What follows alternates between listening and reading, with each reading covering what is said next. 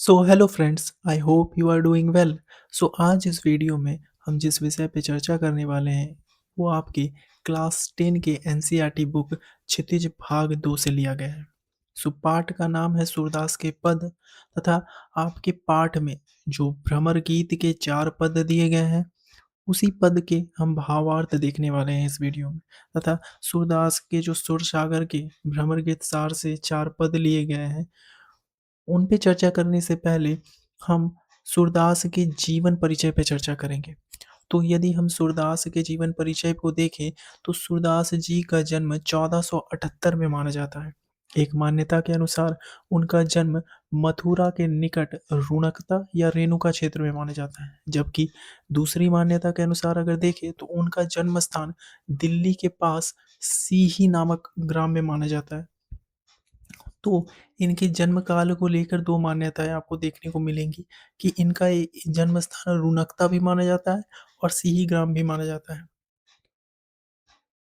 महाप्रभु बल्लभाचार्य के शिष्य सूरदास अष्टछाप के कवियों में सर्वाधिक प्रसिद्ध है। अर्थात सूरदास जी के गुरु महाप्रभु बल्लभाचार्य जी थे और सूरदास अष्टछाप के कवियों में सर्वाधिक प्रसिद्ध है। अष्टछाप में जो है कि 8 कवि थे और उनमें सबसे प्रसिद्ध जो कवि हैं वो सूरदास जी हैं। वे मथुरा और वृंदावन के बीच गौघाट पर रहते थे और श्रीनाथ जी के मंदिर में भजन कीर्तन करते थे। सन 1583 में इनका पारसोली में निधन हो जाता है। अगर सूरदास जी के जो प्रमुख ग्रंथ है उन पे चर्चा करें तो इनके मूल रूप से आपको 3 ग्रंथ देखने को मिलेंगे। पहला है सुरसागर, दूसरा है साहित्य लहरी और तीसरा है सुरसारावली। इन तीनों ग्रंथों को जो है कि आपको याद रखना हो याद रखना चाहिए कि ये तीनों ग्रंथ जो है कि मूल रूप से इनके प्रमुख ग्रंथ हैं। तो सुरसागर जो है इनमें इन तीनों ग्रंथों में सुरसागर ही सर्वाधिक लोकप्रिय हुआ। अर्थात खेती और पशुपालन वाले भारतीय समाज का दैनिक अंतरंग चित्र और मनुष्य की स्वाभाविक वृत्तियों का चित्रण सुर की कविता में आपको देखने को मिलेगा। सुर वात्सल्य और श्रृंगार के श्रेष्ठ कवि माने जाते हैं। अर्थात इनकी काव्य में आपको वात्सल्यता और श्रृंगार का भाव मूल रूप से देखने को मिलेगा। कृष्ण और गोपियों का प्रेम सहज मानव प्रेम की प्रतिष्ठा करता है। अर्थात इनके काव्यों में जो है कि आपको कृष्ण की वात्सल्यता भी देखने को मिलेंगी और कृष्ण और गोपियों का जो श्रृंगारिक प्रेम है वो भी मानवीय प्रेम की प्रतिष्ठा करता है। अर्थात जिस प्रकार एक साधारण मानवीय प्रेम होता है उसी प्रकार आपको कृष्ण और गोपियों के प्रेम सहज भावना देखने को मिलेगी। सूर ने मानव प्रेम की गौरव गाथा के माध्यम से सामान्य मनुष्यों की हीनता बोध प्रेम को लेकर जो मनुष्यों में हीन भावना आ जाती है उनसे मुक्त कर दिया है सूरदास जी ने। अर्थात उनमें जीने की ललक पैदा कर दिया। अर्थात जो मनुष्यों को प्रेम को लेकर जो हीन भावना उनके मन में आती है उनसे मुक्त कर कर जो है कि इन्होंने उनके जीवन में जीने की ललक पैदा कर दी। अगर इनकी कविताओं की भाषा देखें तो उनकी कविताओं में ब्रज भाषा का निखरा हुआ रूप है। वह चली आ रही लोकगीतों की परंपरा की ही श्रेष्ठ कड़ी है। सो पाठ का प्रारंभ करने से पहले हम भ्रमर गीत का जो परिचय है, जो आपके पाठ में 4 पद दिए गए हैं भ्रमर गीत के, उस विषय में जो हम थोड़ी चर्चा कर लेंगे क्योंकि चारों पद में क्या कहा गया है उस विषय में हम थोड़ा देख लेंगे तो हमें समझने में थोड़ी और आसानी होगी। सो यहाँ पर सुरसागर के भ्रमर गीत से सुरसागर जो ग्रंथ है उनका उनके भ्रमर गीत से 4 पद आपके पाठ में लिए गए हैं। कृष्ण ने मथुरा जाने के बाद स्वयं ना लौट कर उद्धव के जरिए गोपियों के पास संदेश भेजा था। अर्थात उद्धव ने निर्गुण ब्रह्म एवं योग का उपदेश देकर गोपियों की विरह वेदना को शांत करने का प्रयास किया।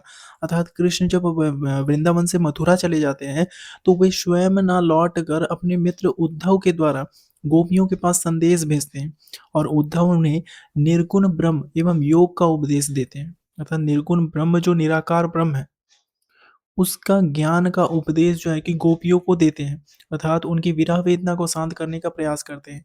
गोपियाँ ज्ञान मार्ग की बजाय प्रेम मार्ग को पसंद करती है, अर्थात उनको उद्धव के द्वारा दिया गया ज्ञान तो समझ नहीं आता, वो जो है कि वो समझती है तो मूल रूप से प्रेम मार्ग को समझती है। इस कारण उन्हें उद्धव का शुष्क संदेश पसंद नहीं आया। तभी वहाँ एक भौरा चला आता है। वहाँ पर उन दोनों को जब संवाद होता है उद्धव और गोपियों का, तो वहीं बीच में जो है कि एक भँवरा चला आता है और यहीं से भ्रमर गीत का प्रारंभ होता है।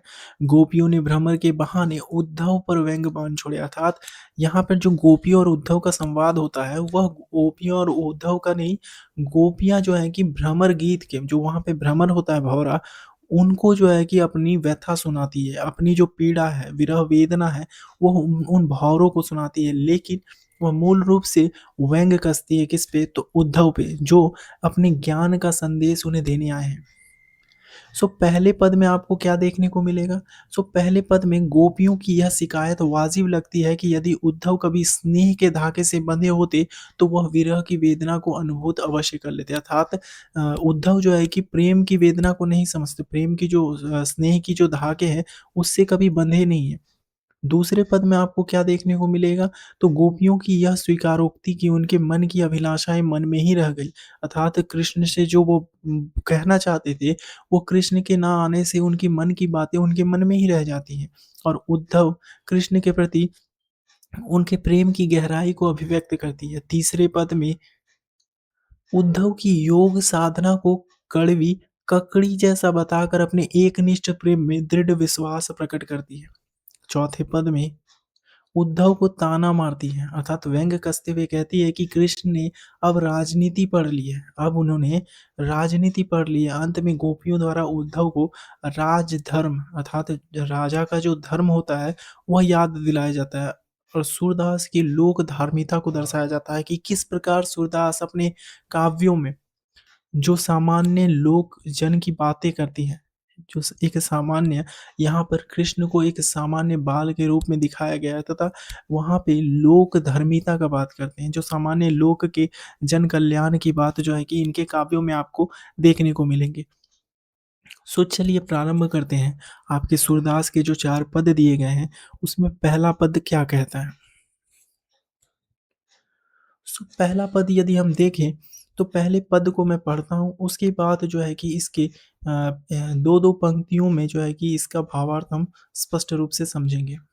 सो पहले पंक्ति में कहते हैं वो पहले पद में कहते हैं कि उद्धव तुम हो अति बड़भागी, अपरस रहत स्नेह तगाते, नाहिन मन अनुरागी, पुर इ निपात रहत जल भीतर, तारस देह न दागी, ज्यों जल माह तेल की गागरी, बूंद न ताको लागी, प्रीति नदी में पाँव न बोरियो, दृष्टि न रूप परागी, सूरदास अबला हम भोरी, गुर चाटी ज्यों पागी। अर्थात यहाँ पहली पंक्ति जो यहाँ 2 पंक्ति दिए गए हैं, उसमें उद्धव जो है कि गोपियाँ जो है कि उद्धव से व्यंग्य करते हुए कहती है। यहाँ बड़भागी का अर्थ जो है कि इसका अर्थ है भाग्यवान। अर्थात यहाँ पर गोपियाँ उद्धव को व्यंग करते हुए कहती है कि हे उद्धव, आप तो बड़े ही भाग्यशाली हैं, अति भाग्यशाली मतलब आप बड़े ही भाग्यशाली हैं कि आप श्री कृष्ण के पास रहकर भी उनके प्रेम और स्नेह से वंचित रह गए। मतलब आपको उनका प्रेम और स्नेह समझ में नहीं आया, जबकि आप उनके इतने पास थे, फिर भी जो है कि आप उनके प्रेम और स्नेह से वंचित रह गए हैं। उसके बाद यहाँ पे कहते हैं कि पुरइनि पात रहत जल भीतर, तारस देह न दागी, ज्यों जल माह तेल की गागरी, बूंद न ताको लागी। अर्थात इसी बात को जो यहाँ पे कहते हैं कि आप किस प्रकार श्री कृष्ण के प्रेम से वंचित रह गए, उनके स्नेह से वंचित रह गए, उसी का उदाहरण यहाँ पे देते हुए कहते हैं कि पुरइनि पात अर्थात कमल का पत्ता, कि कमल का पत्ता जो रहत जल भीतर, कि कमल का पत्ता जल के भीतर तो रहता है लेकिन रस देह ना दागी, अर्थात कमल का जो पत्ता होता है वह इतना चिकना होता है कि उसमें यदि आप जल देते हैं तो जल जो है कि फिसल कर नीचे चला आता है। अर्थात कमल का पत्ता यहाँ पे कहने का अर्थ है कि यहाँ पे जो है कि उद्धव को कमल के पत्ते के समान माना गया है। अर्थात जल को कृष्ण कृष्ण के प्रेम के रूप में माना गया है। अर्थात जिस प्रकार आप श्री कृष्ण के पास रहते हुए भी उनके प्रेम से अछूते रह गए, उनके प्रेम के बंधन में नहीं बंध पाए, उसी प्रकार जैसे कमल का पत्ता जल में रहते हुए भी जल से अछूता रह जाता है, उस पे जल गिरने पर भी उसकी चिकनाहट से वह जल जो है कि उस पे नहीं टिकता, जैसे आप पर श्री कृष्ण का प्रेम नहीं चढ़ा। उसके बाद अगली 3 पंक्तियों में यहाँ पे कहते हैं कि ज्यों जल माह तेल की गागरी, बूंद न ताको लागी। प्रीति नदी में पाँव न बोरियो, दृष्टि न रूप पर आगी। सूरदास अबला हम भोरी, गुर चाटी ज्यों पागी। अर्थात यहाँ पे और एक उदाहरण देते हैं कि ज्यों जल माह तेल की गागरी, बूंद न ताको लागी। जिस प्रकार जो तेल की गगरी होती है, अर्थात जो तेल का घड़ा होता है, जो तेल की गगरी अर्थात तेल का जो घड़ा होता है, उसे यदि आप जल में डुबोएंगे तो उस पे जो है कि जल की कोई भी परत नहीं बनेगी, अर्थात उस पे जल चढ़ेगा ही नहीं। इस प्रकार तेल और जल में जो भिन्नता दिखाई जाती है, उसी प्रकार जो है कि यहाँ पर तेल की गगरी उद्धव को कहा गया है। यहाँ पर जो तेल की गगरी है वह उद्धव है, तथा बूंद न ताको लागे, यहाँ पे जो जल की बूंद है वह श्री कृष्ण का प्रेम है। जिस प्रकार तेल की गगरी जल में डुबोने पर भी उस पे प्रेम रूपी बूंद नहीं चढ़ता, उसी प्रकार आप पर श्री कृष्ण का प्रेम नहीं चढ़ा, अर्थात आप श्री कृष्ण के प्रेम के धागे से नहीं बंधे, अछूते रह गए। प्रीति नदी में पाँव न बोरियो, दृष्टि न रूप प्रागी। अर्थात प्रीति नदी कहने का अर्थ है कि आप श्री कृष्ण के प्रेम की नदी में अपने पाँव तक नहीं रखते हैं, अपने पाँव तक नहीं रखा है। उसमें स्नान करने की तो दूर की बात है कि आप जो है कि श्री कृष्ण के प्रेम रूपी नदी में स्नान करने की तो दूर की बात, आपने उसमें पैर तक नहीं रखा। दृष्टि न रूप परागी, अर्थात परागी कहने का अर्थ है कि मुग्ध होना, कि आपने तो उसमें जो है कि अपने पैर भी नहीं रखे हैं उस नदी में, उस प्रेम रूपी नदी में, कि तुमने कभी उस प्रीति रूपी नदी में पैर नहीं डुबोए, तो आप उस प्रेम को कैसे समझेंगे? जिस प्रेम को हम समझ पाते हैं, आप उस प्रेम को कैसे समझेंगे? सूरदास अबला हम भोरी, भोरी अर्थात कहने का अर्थ है जो भोली गोपियां हैं। गुड़ चाटी ज्यों पागी, अर्थात जिस प्रकार हम मतलब आप तो विद्यमान हैं, लेकिन हम जो है कि श्री कृष्ण के प्रेम में कृष्ण के प्रेम से बंधे हैं। हम श्री कृष्ण के प्रेम से बंधे और हम भोली भाली हैं, आपकी तरह विद्वान नहीं है जो ज्ञान का उपदेश देंगे। ज्ञान की जो निर्गुण ब्रह्म का ज्ञान का उपदेश हमको समझ में नहीं आता। हम श्री कृष्ण के प्रेम में बंधे हैं। और गुड़ चाटी ज्यों पागी, अर्थात जिस प्रकार चींटी गुड़ के प्रेम में बंधा होता है, जिस प्रकार चींटी गुड़ के प्रेम में लीन हो जाता है, उसी प्रकार हम गोपियां भी श्री कृष्ण के प्रेम में ही लीन है, और उसी में जो है कि लीन रहेंगे, इसलिए हम उनके प्रति ठीक उसी तरह आकर्षित है जैसे चींटियां गुड़ के प्रति आकर्षित होती है, और हम उनके प्रेम में लीन रहेंगे। सो दूसरा पद जो यहाँ पे दिया गया है उसमें क्या कहता है कि मन की मन ही मांझ रही, कहिए जाई कौन पे ऊधो, नाही परत कही, अवधि आधार आसावन की तन मन बिथा सही। अब इन जोगन संदेश निशु निशुनि बिरहिनी विरह दही, चाहती होती गुहारी जितहि ते उते उतते धार बही। सूरदास अब धीर धरहि क्यों मर्यादा ना लही। अर्थात यहाँ पे पहली जो पंक्ति है, यहाँ पे जो पहली दो पंक्ति में क्या कहा गया है कि मन ही मन की मांझ रही, अर्थात यहाँ पे गोपियां उद्धव से कहती है कि हम अपने मन की बात तो हमारे मन में ही रह गई, हम जो श्री कृष्ण से कहना चाहते थे अपनी मन की बात, वो तो हमारे मन में ही रह गई। हाँ, वो तो हमारे मन में ही रह गई। कहिए जाई कौन पे ऊधो, नाही परत कही। अर्थात यहाँ पे गोपियाँ उद्धव से कहती हैं कि वे कृष्ण से बहुत कुछ कहना चाहती थी, परंतु अब वे नहीं कह पाएँगी, क्योंकि कृष्ण तो स्वयं आए ही नहीं, उन्होंने उद्धव को यहाँ भेज दिया। और वे उद्धव को अपने संदेश देने का उचित पात्र नहीं समझती है। वह उद्धव से कहती है कि उन्हें तो सिर्फ श्री कृष्ण से ही बात करना है, किसी और को वह संदेश नहीं भेजना चाहती। यदि श्री कृष्ण स्वयं आते तो ही वो अपने मन की बात उनसे कहते। उसके बाद यहाँ पे कवि कहते हैं कि अवधि आधार आस आवन की तन मन बिथा सही, अब इन जोगन संदेश नि सुनी सुनी बिरहनी विरह दही। अर्थात अवधि आधार आस आवन की अर्थात श्री कृष्ण के आगमन की, और बिता अर्थात व्यथा, विरहनी अर्थात वियोग में जीने वाली।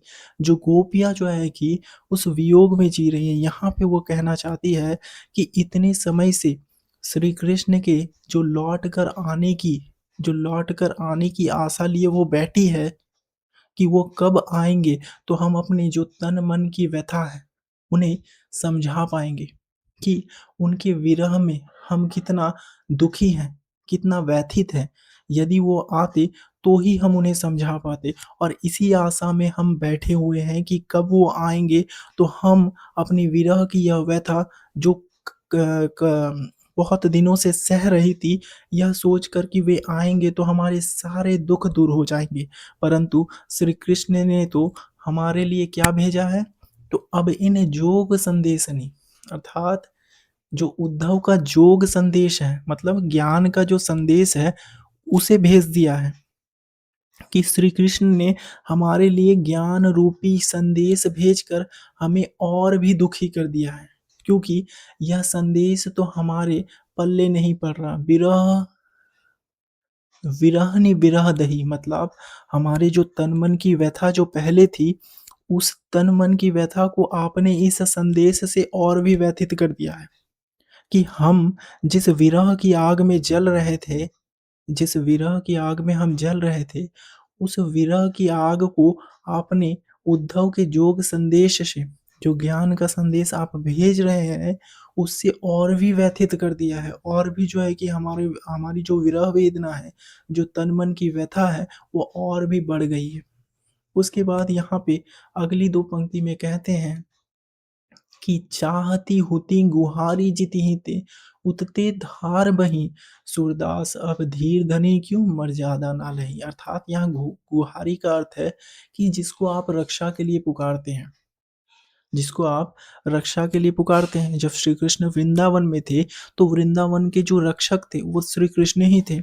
जीते ही थे अर्थात जहाँ से, उत अर्थात उधर, मतलब जहाँ पे वृंदावन के रक्षक कौन थे, तो श्री कृष्ण। तो यहाँ पे जो है कि गोपियाँ उद्धव से कहती हैं कि ऐसे समय में, जब इस समय में हमें श्री कृष्ण की जो विरह वेदना सता रही है, ऐसे समय में कोई अपने रक्षक को ही पुकारता है ना, कि हमारे जो रक्षक है, चाहती हूती गुहारी जितही ते, कि हमारे जो रक्षक है उन्हीं को हम पुकारेंगे। परंतु हमारे जो रक्षक श्री कृष्ण है, वह आज हमारे दुख का कारण बन चुके हैं। वह उठते धार वही अर्थात धैर्य, मतलब जो धार अर्थात योग की जो प्रबल धारा है, जो योग की जो प्रबल धारा है, वो जो है कि वही बन चुके हैं। अर्थात ऐसे समय में जो है कि हम अपने रक्षक को पुकार रहे हैं, फिर भी जो है कि वह रक्षक हमारे दुख का कारण बन चुके हैं, क्योंकि वह स्वयं ना आकर उद्धव को हमारे लिए भेजे हैं। अर्थात सूरदास अब धीर धरी ही क्यों मर्यादा ना लही। धीर अर्थात धैर्य, कि सुर गोपियाँ जो है कि उद्धव से कहती हैं कि कैसे हम अब धैर्य रखें, कि अब हम धीरज क्यों करें, जब हमारी आशा का एकमात्र जो तिनका था, जो श्री कृष्ण हम आशा लिए बैठे थे कि हम उनसे अपने मन की बातें करेंगे, हम उसको उनको अपनी मन की व्यथा समझाएंगे, तो हम अब धैर्य क्यों रखें, कि हमारा जो एकमात्र आस था वो भी डूब गया। कि प्रेम की मर्यादा जो थी, प्रेम की मर्यादा क्या कहती है कि प्रेम की मर्यादा ये कहती है कि जिससे आप प्रेम करते हैं, आप उसी से जो है कि प्रेम की आशा भी रखते हैं, अर्थात प्रेम के बदले प्रेम ही दिया जाता है। पर श्री कृष्ण ने हमारे साथ क्या किया? तो श्री कृष्ण ने हमारे साथ छल किया है। उन्होंने हमारा मर्यादा अर्थात मर्यादा अर्थात मर्यादा का उल्लंघन किया है। मर्यादा को समझा नहीं है। इसीलिए जो है कि उन्होंने उद्धव को हमारे पास ज्ञान का संदेश लेकर भेज दिया है। अगले पद में जो है कि कवि क्या कहते हैं कि हमारे हरि हारिल की लकड़ी, हमारे हरि अर्थात श्री कृष्ण जो है वो हारिल की लकड़ी है। हमारे हरिल हारिल की लकड़ी, मन क्रम वचन नंद नंदन और यह दृढ़ करी पकड़ी। जागत सोवत स्वप्न दिवस निशि, काना काना जकरी। सुनत जोग लागत है ऐसो ज्यों करी करुई ककड़ी। सूतो व्याधि हमको ले आए, देखी सुनी न करी। यह तो सूर तिन्हीं ले सौंपो जिनके मन चकरी। अर्थात यहाँ पे जो पहली दो पंक्ति है वहाँ पे गोपियाँ जो है कि उद्धव से क्या कहती है कि इन पंक्तियों में वो कहती है कि हमारे जो हरि हैं, श्री कृष्ण है, वो हमारे लिए हारिल की लकड़ी के समान है। हारिल जो है कि एक पक्षी होता है, जो अपने पैरों में सदैव एक लकड़ी लिए रहता है और उसे छोड़ता नहीं है। उसे छोड़ता नहीं है। उसी प्रकार श्री कृष्ण भी हमारे लिए वो हारिल की लकड़ी है, जिसे हम छोड़ नहीं सकते। वो हमारे लिए वो हारिल की लकड़ी है जिसे हम छोड़ नहीं सकते। जिस प्रकार हारिल हारिल पक्षी उस लकड़ी के टुकड़े को अपने जीवन का सहारा मानता है, उसी प्रकार श्री कृष्ण भी गोपियों के जीने का आधार है। मन क्रम वचन नंद नंदन और यह दृढ़ करी पकड़ी। अर्थात जो मन और कर्म और वचन से हमने नंद बाबा के जो पुत्र हैं, नंद नंदन और अर्थात जो नंद बाबा के श्री कृष्ण पुत्र हैं, उन्हें हमने अपने मन, कर्म और वचन से उसी प्रकार पकड़ा हुआ है जिस प्रकार जो है कि हारिल की लकड़ी अपने लकड़ी को छोड़ता नहीं है। उसी प्रकार जो है कि श्री कृष्ण को भी हमने उसी दृढ़ता से जो है कि पकड़ा है। उसके बाद कहते हैं कि जागत सोवत स्वप्न दिवस निशि, काना काना जकरी। सूनत जोग लागत है ऐसु ज्यों करू ककड़ी। अर्थात जागत अर्थात जागते हुए, सोवत अर्थात सोते हुए, स्वप्न अर्थात सपने में, दिवस अर्थात दिन में, निशि मतलब रात में, काना काना जकड़ी। अर्थात यहाँ पे गोपियाँ कहती है कि जागते हुए, सोते हुए, स्वप्न में, दिन में अर्थात रात में भी हम सिर्फ श्री कृष्ण कान्हा कान्हा का ही नाम जपते रहते हैं। उन्हें उन्हीं का नाम जो है कि हम पुकारते रहते हैं। सुनत जोगत लागत है ऐसो ज्यों करूँ ककड़ी। अर्थात उन्होंने उद्धव का संदेश, जो उद्धव जो है कि ज्ञान का संदेश लेकर आए हैं, उस संदेश को करुई ककुड़ी ककड़ी के समान माना है। जिस प्रकार ककड़ी जो है कि कड़वी लगती है खाने पे, उसी प्रकार उनका संदेश भी, उद्धव का संदेश भी हमें ककड़ी के समान जो है कि कड़वा लग रहा है। उसके बाद कहते हैं कि सूतो व्याधि हमको ले आए, देखी सुनी न करी। यह तो सूर तिन्हीं ले सौंपो जिनके मन चक्री। अर्थात चक्री अर्थात अ, रटती रहती है। सो सु अर्थात व्याधि अर्थात रोग पीड़ा या पहुँचाने वाली वस्तु करी अर्थात भोगा, तिन्हीं अर्थात उनको मतलब श्री कृष्ण को, मन चक्री अर्थात जिनका मन स्थिर नहीं रहता। अर्थात इस पंक्ति में जो है कि गोपियाँ उद्धव से कहती हैं कि हमें श्री कृष्ण के प्रेम का रोग लग चुका है। हमें श्री कृष्ण के प्रेम का रोग लग चुका है। अब हम आपके इस जो योग का रोग है वो नहीं लगाना चाहते। सूतो व्याधि हमको ले आए, देखी सुनी न करी। सूतो व्याधि हमको ले आए, देखी सुनी न करी। हम आपके इस योग का रोग नहीं लगाना चाहते। जो आप निर्गुण ब्रह्म का योग लेकर आए हैं, अब हम उस रोग को नहीं लगा सकते, क्योंकि हमने उसके बारे में ना कभी सुना है, ना उसे देखा है और ना उसे कभी जिया है। तो हमें समझ भी नहीं आएगा कि आपका ज्ञान का उपदेश हमें जो है कि समझ ही नहीं आएगा। हम तो सिर्फ श्री कृष्ण के प्रेम में रमे हैं। हमें श्री कृष्ण के प्रेम का रोग लगा हुआ है। यह तो सूर तिन्हीं ले सौंपो जिनके मन चक्री, यह तो सूर अर्थात तिन्हीं, मतलब आप जो यह ज्ञान का संदेश लाए हैं, ये उन्हें जाकर ही सौंप दीजिए। किन्हें? तो अर्थात श्री कृष्ण को जाकर ही सौंप लाइए, जिन्होंने आपको यहाँ पर हमारे हमारे लिए भेजा है उपदेश देकर। यह ज्ञान का उपदेश आप उन्हीं को दे आइए, उन्हीं को तिन्हीं ले सौंपो जिनके मन चक्री, अर्थात जिनका मन चंचल हो चुका है। चूंकि हमारा मन तो पहले ही कहीं और लग चुका है। गोपियाँ कहती हैं उद्धव से कि यह जो ज्ञान का उपदेश है वो आप अपने श्री कृष्ण को ही जाके दे दीजिए, जिनका मन चंचल हो चुका है, क्योंकि हमारा मन तो कहीं और ही लग चुका है, अर्थात श्री कृष्ण के प्रेम में ही हमारा मन लगा हुआ है, उसी में हम लीन हो चुके हैं। अगले पद में जो है कि यहाँ पे कवि कहते हैं कि हरि है राजनीति पढ़ी आए, समूझी बात कहत मधुकर, समाचार सब पाए, इक अति चतुर होते पहले ही, अब गुरु गंत पढ़ाए, बड़ी बुद्धि जानी जो उनकी, जोग संदेश पठाए, उद्धव भले लोग आगे के, पर हित डोलत धाय, अब अपने मन फेर पाइए, चलत जो हुते चुराए, ते क्यों अनीति करे आपुन, जे और अनीति छुड़ाए, राजधर्म तो यह सुर, जो प्रजा न जाहि सताए। अर्थात यहाँ पे इस पद में कवि क्या कहना चाहते हैं? तो यहाँ पे हरि अर्थात हमारे हरि श्री कृष्ण है, अर्थात यहाँ पे कहते हैं कि हरि है राजनीति पढ़ी आए, कि हरि ने अर्थात श्री कृष्ण ने वहाँ मथुरा जाकर राजनीति पढ़ ली है। जिस प्रकार राजनीति में सब कुछ नाप जोक के किया जाता है, उसी प्रकार श्री कृष्ण ने वहां जाकर राजनीति पढ़ ली है।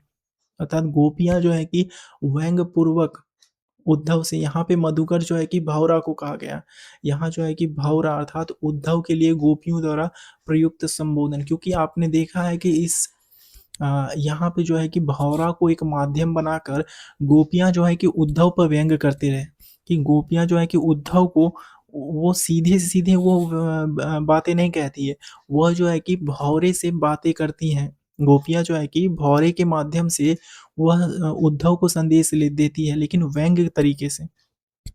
तो यहीं पे जो है कि मधुकर समूझी बात कहत मधुकर के, समाचार सब पाए, अर्थात वो भौरे को संदेश बताती है। वो भौरा उद्धव की, मतलब वहां पे जो भौरा है वो उद्धव को ही कहा गया है।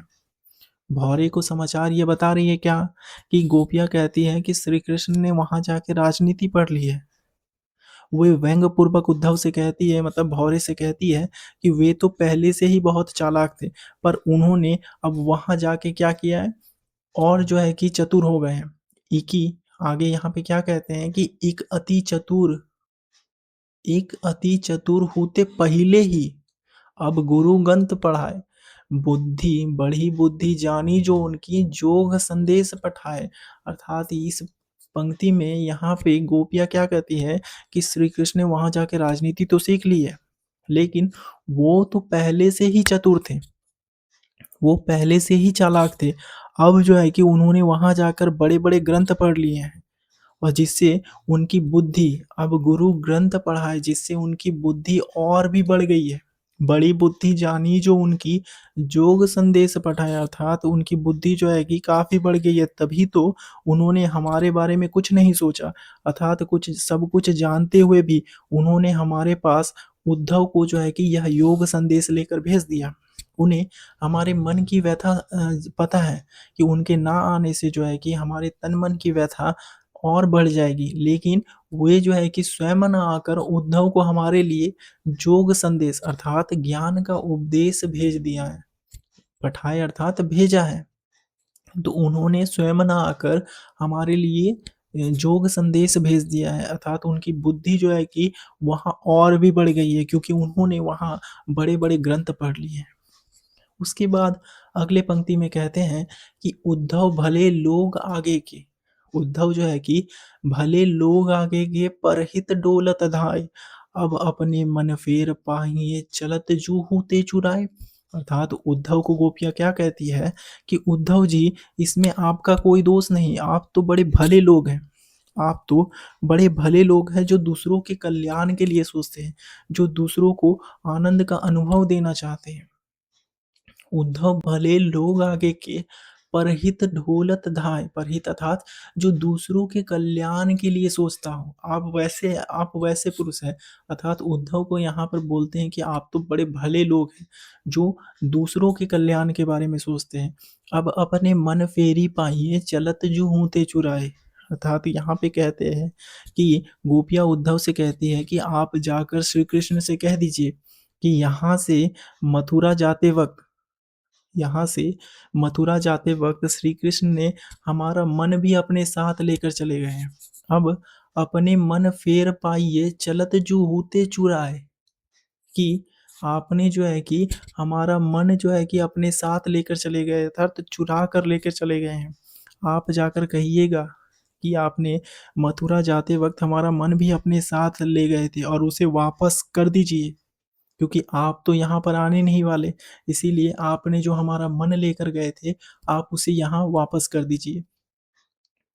ते क्यों अनीति करे आपुन, जे और अनीति छुड़ाए, राज धर्म तो यह है सुर, जो प्रजा न जाहि सताए। अर्थात यहाँ पे इस पंक्ति में कवि क्या कहना चाहते हैं गोपियों के माध्यम से, कि वहाँ पे श्री कृष्ण तो गए हैं, लेकिन श्री कृष्ण जो है कि एक राजा भी हैं। श्री कृष्ण जो है कि एक राजा भी है, तो उनको अपने राज धर्म का पालन करना चाहिए। अर्थात वो जब वृंदावन से मथुरा जाते हैं, तो वे तो अत्याचारियों को दंड देने का काम करने गए थे मथुरा। अनीति करे अपुन, अर्थात जो अनीति करते हैं, मतलब जो अन्याय करते हैं। आप वहाँ किस लिए गए थे? तो आप तो अत्याचारियों को दंड देने के लिए गए थे, परंतु वे स्वयं अत्याचार करते हैं। वे स्वयं हमारे ऊपर अत्याचार कर रहे हैं। जी, और अनीति छुड़ाए, मतलब आप तो अनीति छुड़ाने वाले हैं, आप तो अन्याय को दूर करने वाले हैं, लेकिन आप स्वयं हमारे ऊपर अत्याचार कर रहे हैं।